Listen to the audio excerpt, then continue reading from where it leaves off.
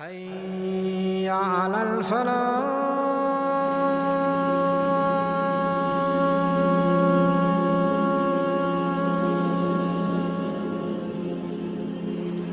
Today we'll be speaking about a man, a legend, a hero, a savior of Islam, that despite coming centuries and years after the Khairul Qurun, coming centuries after the Sahabas, and centuries after the Tابعین and Ata Tابعین, he still emulated the same passion, the same zeal, the same practice as those individuals.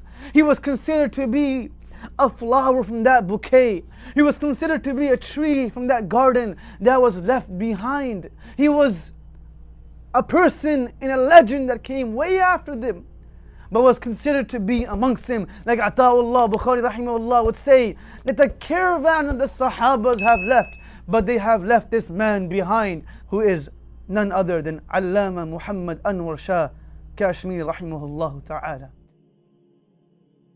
My dear brothers and sisters, we see that all throughout the history of Islam, we have faced many fitans and many challenges and trials that have attempted to contaminate the purity of our religion and contaminate the hearts of the Muslims all throughout the world. And with every challenge and with every fitna, Allah has brought individuals and personalities that have been used to vanquish and erase those types of ideologies and those types of that type of mindset from the world. Allah has preserved someone to take care of them. Similarly, in the late 19th century, recent history, within the subcontinent region, there was a man, just like there was a man at the time of the Sahabas after the demise of the Prophet ﷺ, by the name of Kerdہ, who attempted to say that he was a prophet, and he claimed that he was a prophet, and he brought this fitna and confusion amongst the Muslims at that time.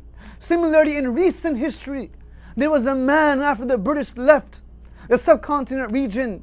He was planted as a seed to attempt to contaminate the beautiful creed of Islam, and he also claimed to be the Mahdi, the chosen one, and he claimed, na'udhu billah, to be a prophet after the greatest prophet sallallahu alaihi wasallam. And he started this revolution within this region.